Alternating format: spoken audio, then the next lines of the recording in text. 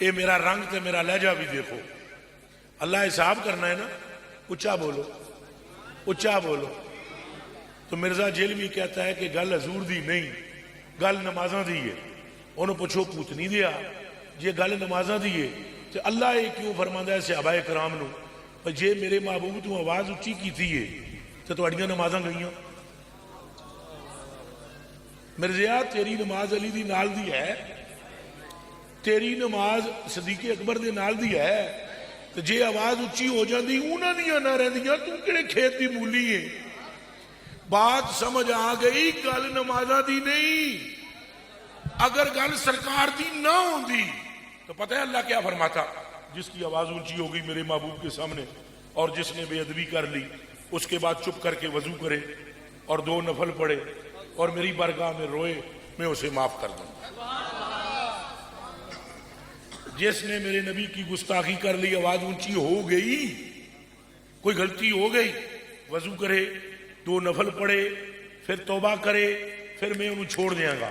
اللہ نے فرمایا اے منہ چو بولو لوریو, فرمایا کہ جس کی آواز اونچی ہو جائے وہ نفل پڑھے تو میں چھوڑ دوں گا.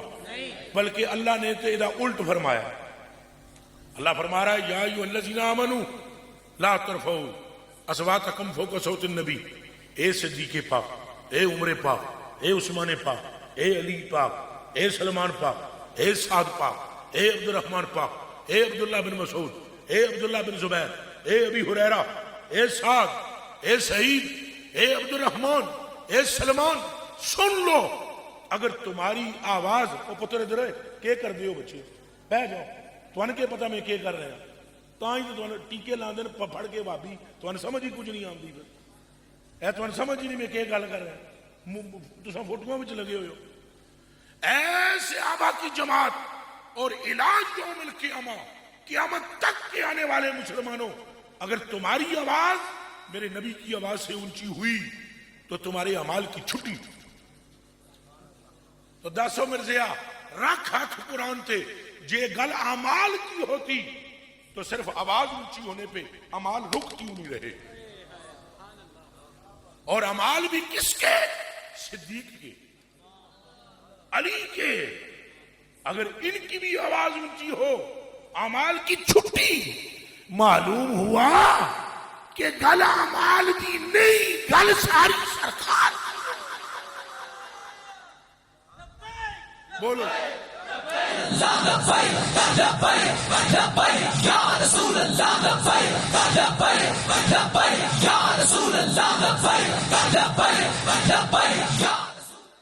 میرے کلیجے کے ٹکڑوں بات سمجھ میں آ گئی ہے کہ اگر حضور نہیں تو پھر کچھ بھی, اور اگر حضور ہے پھر کوئی خوف. اے مصطفیٰ کو دل میں رکھو, نبی پاک سے عشق کرو. اے جدوں گلاں ہوندیاں ہون ٹکا کے سنو. تاں جے سویرے تانوں کوئی پوچھے ہاں بھائی ہن جدوں اے مرزا تقریراں کردا ہے تے تواڈے جہا جوان اگوں منہ پن دے فیس بک تے اوتھے تے ایڈا آڈر پو کے باہر انہیں بندے کھڑے کیتے ہوئے, باہر نکلدا نہیں. لیکن غیرت مسلمانوں کی جاگنی چاہیے کہ ایک کتا کلمہ پڑھنے کی بنیاد پر جو ملک بنایا گیا ہے اسی ملک میں جنم لے کر کہتا ہے کہ رسول اللہ پیشاب نہیں روک سکتے اپنا, اور ہم گونگلو کے گونگلو بنے بیٹھے ہیں. اور جب ہم یہ رگڑے لگاتے ہیں تو ہمارے کئی سنیوں کے پیٹوں میں کھڑل پڑتا ہے کہ جی سختی نہ کرو. کیوں نہ کرے؟ سختی نہیں کی عمر فاروق نے, فیصلہ نبی پاک نے کر دیا. کس کے حق میں؟ یہودی کے حق میں. اور وہ یہودی اس منافق کو لے کر جو کلمہ پڑھتا تھا عمر فاروق کے پاس آ گیا. اس نے کہا اے عمر فیصلہ کرو. قمیض اتری ہوئی تھی. حضرت عمر فاروق اندروں نکل کے آئے, ستے ہوئے سن. انہیں دروازہ بجایا, آپ باہر آئے. آپ نے کیا گل ہے؟ انہیں کیا فیصلہ کرو. آپ نے فرمایا کیڑا فیصلہ؟ انہیں کہا نہیں.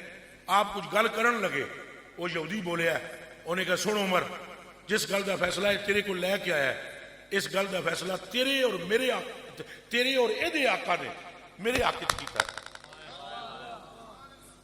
یہودی نے کہا, حضرت عمر فاروق نے اس کی طرف دیکھ کر کہا اچھا تیرے حق میں رسول اللہ نے کر دیتا ہے فیصلہ؟ اس نے کہا کر دیتا ہے. کہا پھر اس نے مانا نہیں؟